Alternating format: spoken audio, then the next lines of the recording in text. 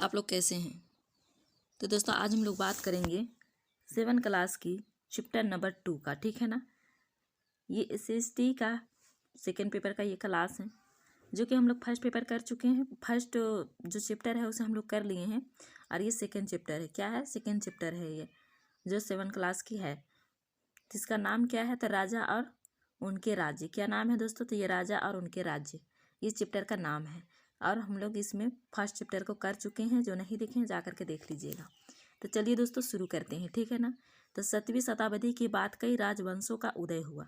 क्या हुआ? 7वीं शताब्दी के बाद कई राजवंश था वैसे उदय हुआ और उपमहाद्वीप के विभिन्न हिस्सों में 7वीं से 12वीं शताब्दी के बीच शासन करने वाले प्रमुख राजवंशों का दिखलाया गया है।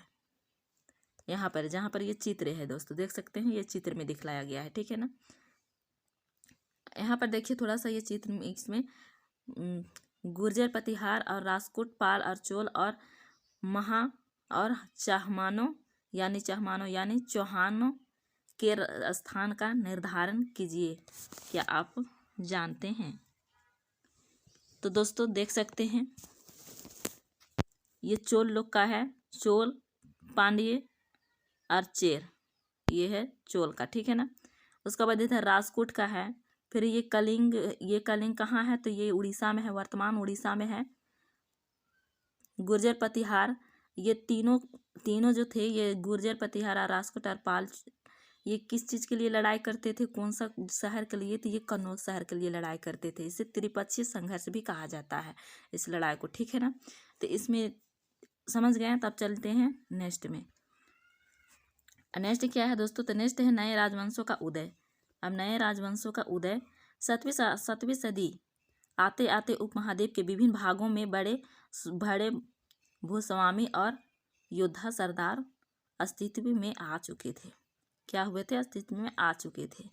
राजा लोग प्राय उन्हें अपने अपने मतहत या सामंत के रूप में मान्यता देते थे। मतलब मतहत या सामंत के रूप में मान्यता देते थे। उसने उम्मीद की जाती थी कि वे राजा या स्वामी के लिए उपहार लाए। मतलब राजा या स्वामी के लिए क्या लाए? तो उपहार लाए। उनके दरबार में हाजिरी लगाए। क्या करते थे? उनके दरबार में हाजिरी लगाए और उन्हें सैन्य सहायता प्रदान करते थे। मतलब सैन्य सहायता भी प्रदान करते थे, करे और फिर अधिक सत्ता और संपदा हासिल करने पर सामंत अपने आप को महासामंत, महामंडलेश्वर, पूरे मंडल का महान स्वामी इत्यादि घोषित कर देते थे। क्या करते थे? सामंत और महासामंत और महामंडलेश्वरी ये क्या कर देते थे? घोषित कर देते थे। और कभी कभी अपने स्वामी के आधिपत्य से स्वतंत्र हो जाने का दावा भी करते थे। ठीक है ना। इस तरह के एक उदाहरण दक्कन में। क्या दोस्तों? एक उदाहरण दक्कन में राजपूतों का था। शुरुआत में वे कर्नाटक के चालुक्य राजाओं के, कौन सा राजा? तो चालुक्य राजा कहाँ का था? कर्नाटक का अधीन थे। 8वीं सदी के माध्य में एक राजपूत प्रधान दंती दुर्ग ने अपने चालुक्य स्वामी की अधीनता से इनकार कर दिया। किससे? तो ये दुर्गदंत ने अपने चालुक्य स्वामी से अधीनता से क्या कर दिया? तो इनकार कर दिया दोस्तों। ठीक है ना। इनकार कर दिया, उससे हराया और हिरण गर्भ। क्या हो गया? हिरण गर्भ शाब्दिक अर्थ सोने का गर्भ। उसके बाद नामक एक अनुष्ठान किया। क्या किया? नामक एक अनुष्ठान किया। जब यह अनुष्ठान ब्राह्मणों की सहायता से संपन्न किया जाता था तो यह माना जाता था कि इसे याजक जन ना क्षत्रिय ना होते हुए भी क्षत्रिय के रूप में दोबारा क्षत्रियत्व प्राप्त कर लेगा। मतलब अगर वो जन्म से क्षत्रिय नहीं है, लेकिन अगर ये सब करने से वे क्या करते थे? जन्म से क्षत्रिय उसको माना जाता था। ठीक है ना। और कुछ अन्य उदाहरणों में उद्यमी परिवारों के पुरुषों ने अपनी राजशाही कायम करने के लिए सैन्य कौशल का इस्तेमाल किया। क्या किया? सैन्य कौशल का इस्तेमाल किया। किस चीज़ करने के लिए? तो राजशाही काम करने के लिए। ठीक है ना। और मिसाल के तौर पर कदम मयूर समारसन और गुर्जर, प्रतिहार और हरिश्चंद्र ब्राह्मण थे। क्या थे ये?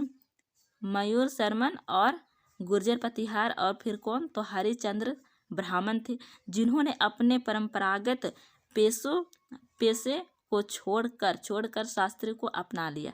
क्या किया? शास्त्र को अपना लिया, अपना पेशे को छोड़ करके शास्त्र को अपना लिया और क्रम से कर्नाटक और राजस्थान में अपने राज्य सफलतापूर्वक स्थापित किया। कहाँ? तो कर्नाटक और राजस्थान में, ठीक है ना। राज्यों ने प्रशासन, इन नई राजाओं में से कईयों ने महाराज अधिराज राजाओं के राजा त्रिभुवन चक्रवर्ती 3 भवनों का स्वामी, क्या 3 भवनों का स्वामी, और इसी तरह की अन्य भारी भरकम उपाधि धारण की, उपाधि धारण की। लेकिन इस तरह के दावों के बावजूद वे अपने सामंतों और साथ ही साथ किसान, व्यापारी तथा ब्राह्मण के संगठनों के साथ अपनी सत्ता का साझेदारी करते थे। क्या करते थे? अपने साझेदारी करते थे, ठीक है ना।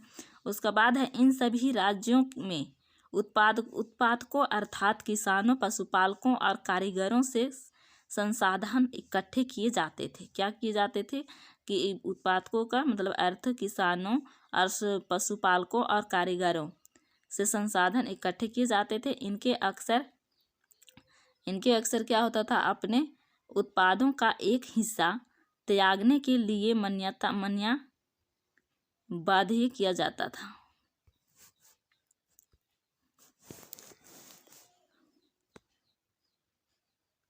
कभी कभी इस हिस्से को लगान मानकर वसूला जाता था। मतलब कभी कभी क्या किया जाता था? इसको लगान मान करके वसूला जाता था, क्योंकि प्राप्त करने वाला स्वामी होने का दावा करता था और राजस्व परिवारों से भी लिया जाता था। मतलब राजस्व क्या किया जाता था? परिवारों से भी लिया जाता था। और 400 कर, अब ये 400 कर क्या है? तमिलनाडु में शासन करने वाले चोल वंश के अभिलेखों में विभिन्न किस्म के करों के ये लिए 400 से ज़्यादा सूचक शब्द मिलते हैं।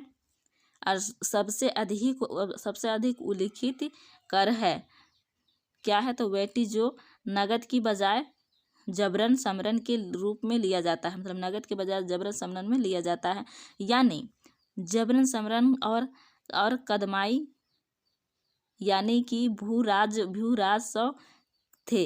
और मकान पर छाजन डालने पर लगने वाला कर, खजूर या ताड़ के पेड़ पर चढ़ने के लिए सीढ़ी के इस्तेमाल पर लगने वाला कर, फिर परिवार संपत्ति का उत्तराधिकारी हासिल करने के लिए लगने वाला कर इत्यादि का भी उल्लिखित मिलता है। मतलब ये सारे चीज़ का क्या था? ये उल्लिखित था और इसमें कर वसूले जाते थे। नेक्स्ट क्या है दोस्तों? नेक्स्ट है ये संसाधन राजा का व्यवस्था का वित्तीय आधार बनते थे। साथ ही मंदिरों और दुर्गों के निर्माण में भी इस्तेमाल होते थे। संसाधन उन योद्धों को लड़ने में भी इस्तेमाल होते थे जिनसे लूट की शक्ल में धन मिलने की तथा जमीन और व्यापारिक मार्गों के प्रयोग की संभावनाएं बनती थी। राजस्व वसूली के लिए पदाधिकारियों की नियुक्ति सामान्यतः प्रभावशाली परिवारों के बीच से ही की जाती थी। क्या की जाती थी? बीच से ही की जाती थी और पराय वंशानुगत होती थी। सेना में भी ऐसा ही होता था। मतलब सेना में भी क्या होता था? तो वंशानुगत का ढांचा बना जाता था और ये सेना में भी वैसे ही होता था। और कई बार राजा के निकट संबंधी ही इन ओहदों पर होते थे। क्या होते थे? इन ओहदों पर होते थे। परिस्थितियां और भूमि अनुदान।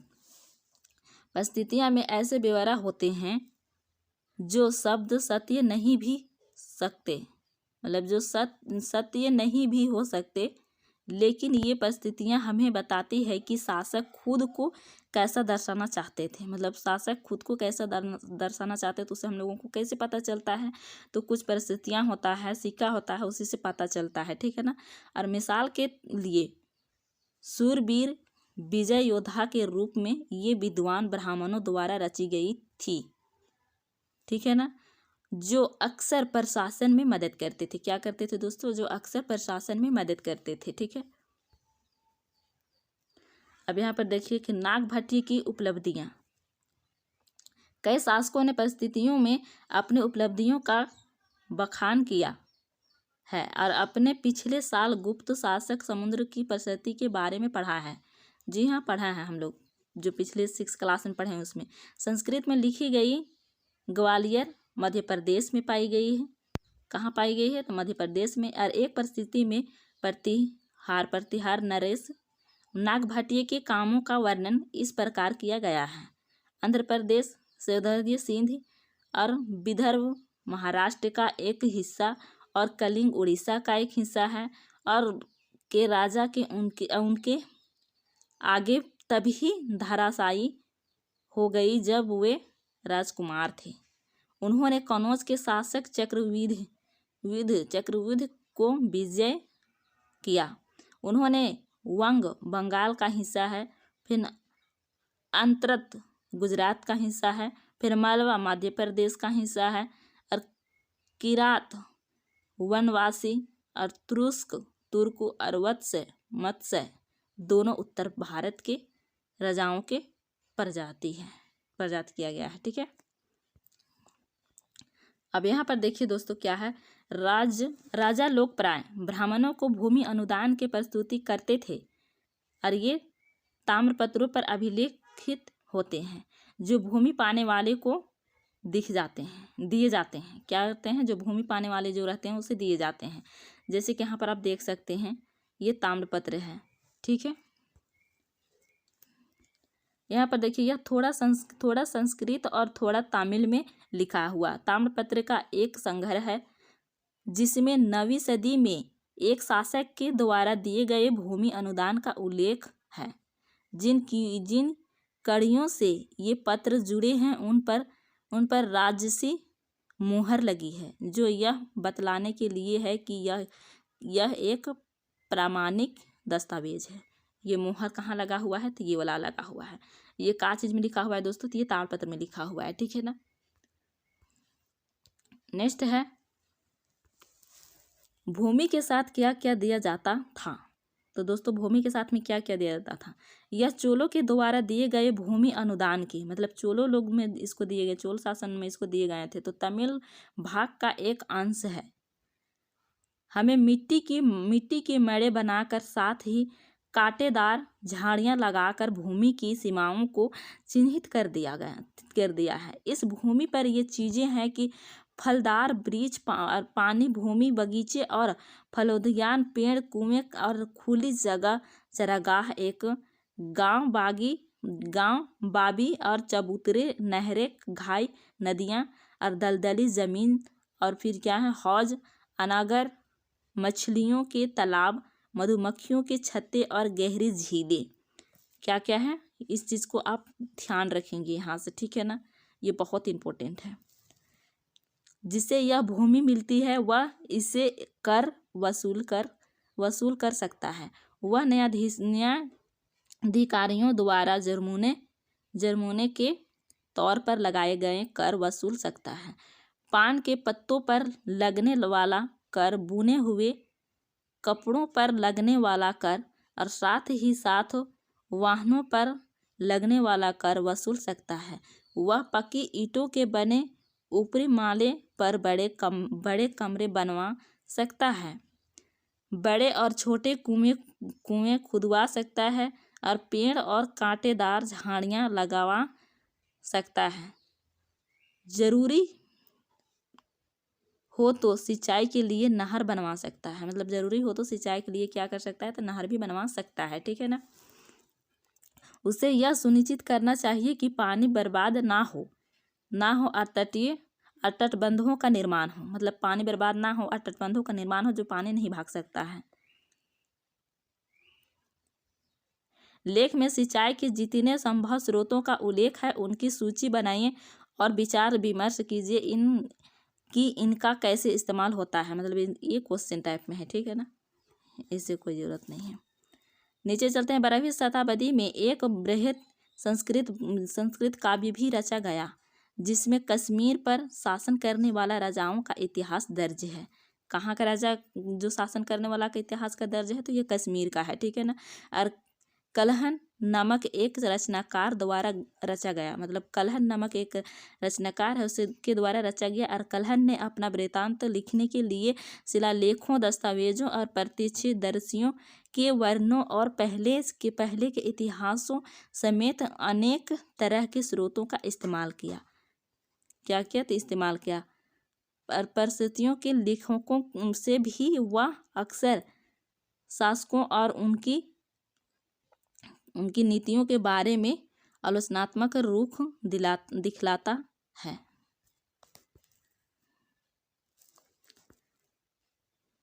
इसीलिए 12वीं सदी के लिए यह असाधारण ग्रंथ था। क्या था? असाधारण ग्रंथ था। धन के लिए युद्ध। अब यहाँ पर देखते हैं कि धन के लिए भी युद्ध होता था, तो धन के लिए कैसा युद्ध होता था, ठीक है ना। तो आपने यह गौर किया होगा कि इनमें से प्रत्येक शासक राजवंश का आधार कोई क्षेत्र विशेष था। मतलब कोई ऐसा क्षेत्र था जो विशेष था। वे दूसरे क्षेत्रों पर भी नियंत्रण करने का प्रयास करते थे। मतलब एक क्षेत्र तो है, लेकिन वो दूसरे क्षेत्रों को नियंत्रण करने के लिए हमेशा प्रयास करते थे। हमेशा क्या करते थे? तो प्रयास करते थे। और एक विशेष रूप से वांछनीय क्षेत्र था और गंगा घाटी में कनौज नगर। अब देखिए दोस्तों, ये कनौज नगर जो हम पहले बताए थे, ये क्या है? गुर्जर, प्रतिहार, राजपूत और पाल वंशों के शासक सदियों तक कनौज के ऊपर नियंत्रण को लेकर के आपस में लड़ते रहे। क्या करते रहे? आपस में लड़ते रहे। कौन कौन सा राजा हो गया? तो ये हो गया गुर्जर, प्रतिहार, राजपूत और पाल हो गया। और ये क्या करते रहा? कौन सा शहर के लिए लड़ता रहा? तो ये कनौज के लिए लड़ता रहा, ठीक है ना। और चूंकि इस लंबी चली ये लड़ाई, और 3 पक्ष थे। 3 पक्ष कौन थे? तो वही जो 3 बताए अभी, गुर्जर, प्रतिहार, राजपूत और पाल। इसीलिए इतिहासकारों ने प्राय इसकी चर्चा त्रिपक्षीय संघर्ष के रूप में की है। क्या की है? त्रिपक्षीय संघर्ष के रूप में की है। अगर बोला जाए कि त्रिपक्षीय संघर्ष का शासक का नाम बताइए, तो गुर्जर, प्रतिहार हो जाएगा, राजपूत हो जाएगा और पाल हो जाएगा, ठीक है ना। और बोलेगा कौन जगह का था, तो कनौज हो जाएगा, ठीक है। शासकों ने बड़े मंदिरों का निर्माण करवा कर भी अपनी सत्ता और साधनों का प्रदर्शन करने का प्रयास किया। इसीलिए जब वे एक दूसरे के राज्यों पर आक्रमण करते थे, तो मंदिरों को भी क्या करता था? अपना निशाना बनाते थे, जो कभी कभी बहुत अधिक संपन्न होते थे। क्या होते थे? बहुत कभी कभी अधिक संपन्न हो जाते थे।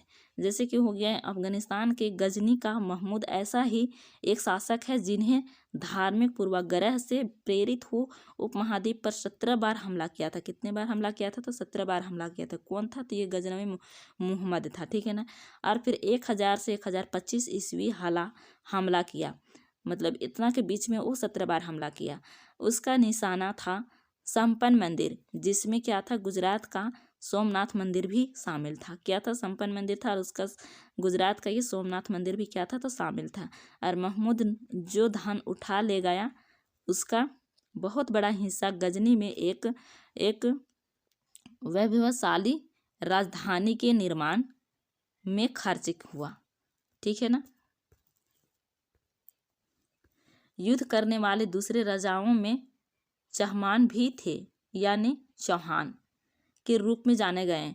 ये दिल्ली और अजमेर के आसपास के क्षेत्र पर शासन करते थे। उन्होंने पश्चिम और पूर्व की ओर अपने नियंत्रण क्षेत्र के विस्तार करना चाहा, जहां उन्हें गुजरात के चालुक्यों और पश्चिमी उत्तर प्रदेश के गढ़वालों से टक्कर लेने पड़ी। और चहमान शासक पृथ्वीराज चौहान तृतीय 1168 से 1192, जिसने सुल्तान मोहम्मद गौरी नामक अफगान शासक को 1191 में हराया, लेकिन दूसरे ही साल 1192 में उसके हाथों हारा गया। मतलब पहले अफगान को हरा दिया कितना में? तो 1191 में। लेकिन फिर दूसरे में क्या किया पृथ्वीराज चौहान ने? ये फिर से हार गया 1192 में, ठीक है ना। फिर चोल राज्य नजदीक से एक नज़र। उरियूर से तंजावुर तक चोल वंश सत्ता कैसे आया? मतलब चोल वंश का सत्ता कैसे आया? तो कावेरी डेल्टा में मिटूरियर नाम एक प्रसिद्ध एक छोटे से मुखिया परिवार की सत्ता थी। वे कांचीपुरम के पल्लव राजाओं के मातहत थे, और उरुयार के चोल वंशीय प्राचीन मुखिया परिवार के विजयालय ने 9वीं सदी के मध्य में मिटूरियों को हरा कर इस डेल्टा का कब्जा जमाया। क्या क्या? इस डेल्टा को कब्जा जमाया। उसने वहां तंजावुर शहर और निशुंभ सुंदनी देवी का मंदिर बनवाया। और नेक्स्ट क्या है? तो नेक्स्ट है विजयालय के उत्तराधिकारियों ने पड़ोसी इलाकों को जीता और उसका राज्य अपना क्षेत्रफल तथा शक्ति दोनों रूपों में बढ़ता गया। मतलब वो क्या करा, एक दूसरे को जीत करके वो अपना राज्य मिला करके उसे क्षेत्र को बढ़ाते गया। और दक्षिण और उत्तर के पांड्य और पालव के इलाके इस राज्य का हिस्सा बन गया। राजा प्रथम जो सबसे शक्तिशाली चोल शासक माना जाता है, क्या किया जाता है? राजा प्रथम जो सबसे शक्तिशाली शासक माना जाता है तो 985 में राजा बना और उसी ने इनमें से ज़्यादातर क्षेत्रों पर अपने नियंत्रण का विस्तार किया। मतलब इन्हीं ने क्या किया? नियंत्रण का अपना विस्तार किया और अपना राज्य ने मिलाते गया। उसने साम्राज्य के प्रशासन का भी पुनर्गठन किया। क्या क्या? पुनर्गठन किया। और राजा के पुत्र राजेंद्र प्रथम ने उसकी नीतियों को राजी रखा। क्या क्या? उनकी नीतियों को राजी रखा। और उसने गंगा घाटी और श्रीलंका तथा दक्षिण पूर्व एशिया के देशों पर हमला भी किया। कहाँ कहाँ किया? तो ये गंगा घाटी हो गया, श्रीलंका और दक्षिण पूर्व एशिया के देशों पर हमला किया। और उन अभियानों के लिए उसे एक जल सेना भी बनाई। क्या कि उन अभियानों के लिए एक जल सेना भी बनाए। अभय मंदिर और कांस्य मूर्ति कला। राजा और राजेंद्र प्रथम द्वारा बनवाए गए तंजावुर और गंगईकोंड चोलमपुर, क्या? तो गंगईकोंड चोलमपुर के बड़े मंदिर स्थापित और मूर्तिकला की दृष्टि से एक चमत्कार है। क्या है? एक चमत्कार है। आप देख सकते हैं इस मंदिर को, ठीक है ना। यहाँ पर देखिए कि गंगईकोंड चोलपुरम का मंदिर छत जिस तरह से पतली होती गई उस पर गौर करें। बाहरी दीवारों को सजाने के लिए पत्थर की जो प्रतिमाएं अलंकृत की गई हैं उन्हें भी देखिए। आप देख सकते हैं इतना ये सब है, ठीक है ना। अब यहाँ पर क्या है? चोल मंदिर अक्सर आसपास विकसित होने वाली बस्तियों के केंद्र बन गए हैं। मतलब आसपास जो विकसित होने वाली थे उसको क्या बन गए? तो विकसित बस्तियों का केंद्र बन गए। और शिल्प उत्पादन के केंद्र थे। क्या थे? शिल्प उत्पादन का पहले से केंद्र थे। और मंदिर शासकों और अन्य लोगों द्वारा की गई भूमि से संपन्न हो गए। मतलब भूमि जो दिए थे उसी से क्या हो गए? तो संपन्न हो गए। और इस भूमि की उपज उन सारे विशेषज्ञों का निर्वाह करने में खर्च होती थी जो मंदिर के आसपास रहते और उनके लिए काम करते थे। और पुरोहित, मलाकार, बावर्ची, मेहतर और संगीतकार और नर्तक और इत्यादि। दूसरे शब्दों में मंदिर सिर्फ पूजा आराधना के स्थान नहीं थे। दोस्तों क्या थे? सिर्फ पूजा आराधना का स्थान नहीं थे, अर्थ, सामाजिक और सांस्कृतिक जीवन के केंद्र भी थे। क्या थे? अर्थ, सामाजिक और सांस्कृतिक का भी केंद्र थे। और मंदिर के साथ जुड़े हुए शिल्पों में सबसे विशेष था कि कांस्य प्रतिमाएं बनाने का काम चोल और कांस्य प्रतिमाएं संसार की सबसे उत्कृष्ट कांस्य प्रतिमाओं में गिनी जाती थी। क्या की जाती थी? गिनी जाती थी। तो सिर्फ यहाँ पर पूजा आराधना का भर नहीं था बल्कि यहाँ पर आर्थिक, सामाजिक और सांस्कृतिक जीवन का भी केंद्र था, ठीक है ना। ज़्यादातर प्रतिमाएं तो देवी देवताओं की होती थी, लेकिन प्रतिमाएं भक्तों को भी बनाई जाती थी। मतलब कुछ प्रतिमाएं दोस्तों देख सकते हैं, लेकिन कुछ प्रतिमाएं भक्तों को भी बनाए जाते थे। ज़्यादातर देवी देवताओं को बनाया जाता था, लेकिन कुछ ऐसे प्रतिमाएं थे जो भक्तों को भी बनाया जाता था। और कृषि और सिंचाई, चोलों की कई उपलब्धियां कृषि में हुए नए किसानों के माध्यम से संभव हुई।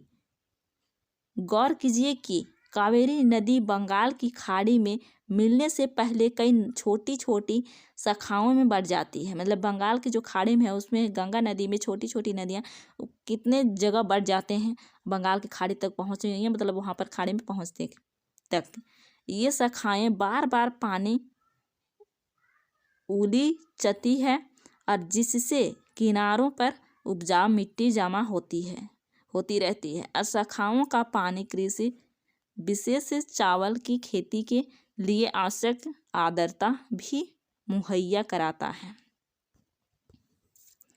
नेक्स्ट है, हालांकि तमिलनाडु के दूसरे हिस्सों में कृषि पहले ही विकसित हो चुकी थी। मतलब तमिलनाडु जो था उसमें पहले ही कृषि का विकसित हो चुकी थी, पर 5वीं या 6ठी सदी में आकार ही इस इलाके में बड़े पैमाने पर खेती शुरू हो पाई और कुछ इलाकों में जंगलों को साफ किया जाना था और कुछ दूसरे इलाकों में जमीन को समतल किया जाना था। डेल्टा क्षेत्रों में बाढ़ को रोकने के लिए तटबंध बनाए जाते थे और पानी को खेतों तक ले जाने के लिए नहरों का निर्माण होना था। कई क्षेत्रों में कई साल में 2 फसल उगाई जाती थी। मतलब कई ऐसे क्षेत्र थे एक साल में 2 बार फसल उगाए जाते थे, ठीक है। और कई जगहों पर फसलों का सिंचाई क्रमिक रूप से करना जरूरी था और सिंचाई के लिए कई पद्धतियां अपनाई जाती थी। मतलब सिंचाई के लिए कई ऐसा पद्धतियां थी जो अपनाई जाती थी। कुछ इलाके में कुएं खोदे जाते थे। आप देखिए, कुछ इलाके में क्या किए जाते थे, कुएं खोदे जाते थे। कुछ अन्य जगहों पर बारिश के पानी को इकट्ठा करने के लिए विशाल सरोवर बनाए जाते थे। क्या कहते थे? सरोवर बनाए जाते थे, जैसे कि आप यहाँ पर देख सकते हैं, ठीक है। सिंचाई के काम में योजना की ज़रूरत होती थी। मतलब सिंचाई के काम में योजना की ज़रूरत होती है। जब तक योजना नहीं करेंगे तो फिर सिंचाई के लिए पानी ये सब इकट्ठा तो करना होगा, तो सब पहले योजना होगा तभी ना करेंगे। जैसे शहर में वे संसाधनों को व्यवस्थित करना, इस कामों की देख रेख करना और यह तय करना कि पानी का बंटवारा कैसे किया जाए। मतलब पानी का बंटवारा कैसे किया जाए। ज़्यादातर नए शासकों साथ ही साथ गाँवों में रहने वाले लोग ने इन गतिविधियों में सक्रिय रूप से दिलचस्पी दिखलाई। मतलब सब मिलजुल करके इसे क्या किए, इसको आसानी से उसे हल निकाला गया। फिर इस साम्राज्य का प्रशासन किस प्रकार संगठित था। किसानों का बस्तियां जो ऊर कहलाती थी। मतलब किसानों को जो बस्तियां था जो ऊर कहलाती थी। तो दोस्तों ये सब बहुत ही इंपॉर्टेंट है, क्योंकि ये सब जो क्वेश्चन है ना लाइन बाय लाइन पूछा गया है। जो प्रीवियस ईयर क्वेश्चन उठा करके देखें तो पता चल जाएगा। असिंचित खेती के साथ बहुत समृद्ध हो गई और इस तरह के गाँवों के समूह नाडु कहा जाता। मतलब गाँवों को जो समूह था उसे नाडु कहा जाएगा। और ग्राम परिषद और नाडु न्याय करने और कर वसूलने जैसे कि प्रशासनिक कार्य करते थे। और धनी किसानों को केंद्रीय चोल सरकार की देख रेख में नाडु के कामकाज में अच्छा खासा नियंत्रण हासिल था। क्या था? हासिल था। और उसमें से कई धनी भूस्वामियों को चोल राजाओं ने संपन्न के रूप में मुएंदले 3 राजाओं को अपनी सेवाएं प्रदान करने वाला वेल्य का किसान अरियार प्रधान जैसी उपाधियां दी और उन्हें केंद्र में महत्वपूर्ण राजकीय पद सौंपे।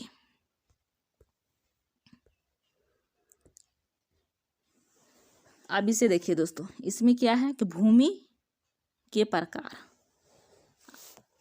चोल अभिलेखों में भूमि की विभिन्न कटौतियों का उल्लेख मिलता है। क्या मिलता है? उल्लेख मिलता है। तो देखिए यहाँ पर क्या है, तो वेलन गुआई का मतलब हुआ कि गैर ब्राह्मण किसान स्वामी की भूमि। अब ब्राह्मदेव का मतलब हो गया कि ब्राह्मणों को उपहार में दी गई भूमि। फिर शाला भोग। अब ये शाला भोग हो गया किसी विद्यालय के रखरखाव के लिए भूमि देना। उसके बाद देवदान। अब देवदान का मतलब हो गया मंदिरों को उपहार में दी गई भूमि, मतलब दान किया हुआ भूमि। फिर ये क्या है कि पल्ली चंदन, ये जैसे स्थानों को, मतलब जैन धर्म है उस जैन स्थानों को दान दी गई भूमि हो गया। क्या हो गया? ये भूमि हो गया, ठीक है ना। अब नेक्स्ट क्या है दोस्तों? तो नेक्स्ट है, हमने देखा है कि ब्राह्मणों को समय समय पर भूमि अनुदान या ब्राह्म देव प्राप्त हुआ। परिणाम स्वरूप कावेरी घाटी और दक्षिण भारत के दूसरे हिस्सों में ढेरों ब्राह्मण बस्तियां अस्तित्व थे। प्रत्येक ब्राह्मण देव की देख रेख प्रमुख ब्राह्मण स्वभूमियों की एक सभा द्वारा की जाती थी। ये सभाएं बहुत कुशलता पूर्वक काम करती थी।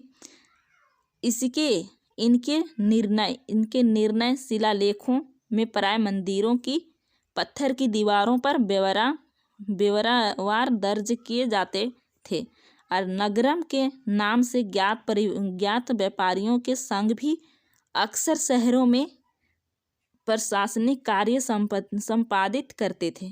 तमिलनाडु के चिंगलपुट, क्या दोस्तों? तमिलनाडु के ये चिंगलपुट जिले के उत्तर मेरू, क्या है? उत्तर मेरू में प्राप्त अभिलेखों में इस बात का विस्तार वर्णन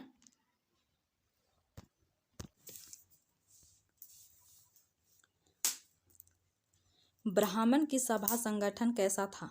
सिंचाई के कामकाज, बाग बगीचे और मंदिर इत्यादि की देखरेख के लिए सभा में विभिन्न समितियां होती थी। क्या होती थी? विभिन्न समितियां होती थी। इनमें सदस्यता के लिए जो लोग योग्य होते थे उनके नाम तालपत्र पर, मतलब उनके नाम तालपत्र पर छोटे टिकटों पर लिखे जाते थे। क्या किए जाते थे? टिकटों पर लिखे जाते थे और मिट्टी के बर्तन में रख दिए जाते थे। क्या किए जाते थे? मिट्टी के बर्तन में रख दिए जाते थे और किसी छोटे लड़के को हर समिति के लिए एक के बाद एक टिकट निकालने के लिए कहा जाता था। मतलब छोटे लड़के जो थे उसको एक टिकट निकालने के लिए कहा जाता था, ठीक है। नेक्स्ट क्या है दोस्तों? तो नेक्स्ट आप देखिए यहाँ पर क्या है, अभिलेख और लिखित सामग्री। उत्तर मेरे अभिलेख के अनुसार सभा की सदस्यता, मतलब सभा के सदस्य बनने के लिए कौन क्या है नहीं है वो कहाँ से पता चला? तो उत्तर मेरू से पता चला। सभी सदस्यता के लिए इच्छुक लोगों को ऐसी भूमि का स्वामी होना चाहिए। पहला क्या था? तो पहला जहाँ से भूराज वसूला जाता है उनके पास अपना घर होना चाहिए। उनकी उम्र 35 से 70 के बीच में होनी चाहिए। उन्हें वेदों का ज्ञान होना चाहिए। क्या होना चाहिए? तीसरा में वेदों का ज्ञान होना चाहिए। उन्हें प्रशासनिक मामलों की अच्छी जानकारी होनी चाहिए और ईमानदार होना चाहिए। मतलब प्रशासनिक जो मामला है उसको जानकारी अच्छे से होना चाहिए और ईमानदार होना चाहिए। यदि कोई पिछले 3 सालों के किसी समिति का सदस्य रहा है तो वह किसी और समिति का सदस्य नहीं बन सकती। मतलब 3 साल अगर किसी सदस्य रहे हैं तो वो फिर बाद में नहीं बन सकते हैं। क्या बनते हैं? नहीं बन सकते हैं, ठीक है, बाद में नहीं बन सकते हैं। जिससे अपने या अपने संबंधियों के खाते जमा नहीं कराए हैं वह चुनाव नहीं लड़ सकते। मतलब उनके जो अकाउंट में खाते हैं या नहीं है तो नहीं लड़ सकते, और जो है तो उसको लड़ सकते हैं। अभिलेखों में राजाओं और शक्ति संपन्न पुरुषों के बारे में तो जानकारी मिलती है, लेकिन यह जानना खास मुश्किल है कि साधारण मर्दों और औरतों के जीवन के राजाओं में कैसा था। 12वीं शताब्दी की तमिल कृति अर्परिया पूर्णम के एक उदाहरण अंडनूर की सरहदों पर फूस की पुरानी छाजनों वाली छोटी छोटी झोपड़ियों से आटा पड़ा पुलाया एक ऐसा समूह जिसे ब्राह्मण और वल्लाल प्रतिष्ठित समाज के बाहर मानते थे। लोगों का एक छोटा सा पूर्वा था जिसमें अच्छे किस्म के पेशे में लगे खेतीहर मजदूर रहते थे। क्या करते थे? खेतीहर मजदूर रहते थे। और चमड़ी की पट्टियों से घिरे हुए झोपड़ियों के आहतों में छोटे मुर्गे मुर्गियां झोपड़ों में घूमते रहते थे। गहरे रंग के बच्चे जो के आहतों के गहरे रंग के बच्चे काले लोहे के कंगन पहने हुए थे, मतलब काले लोहे को कंगन पहने हुए थे और छोटे पिल्लों को उठाए उछलते चल रहे थे। मरूद पेड़ों की छाया में एक मजदूरनी ने अपने बच्चे को चमड़े की एक चादर पर सुला दिया। आम के पेड़ भी थे जिनकी शाखाओं पर नगाड़े लटके हुए थे और नारियल के पेड़ों के नीचे जमीन में बने छोटे गड्ढों में छोटे सिरों वाली कुतियां पिल्लों को दूध पिलाने के बाद लेटी हुई थी। लाल कलगी वाले मुर्गों ने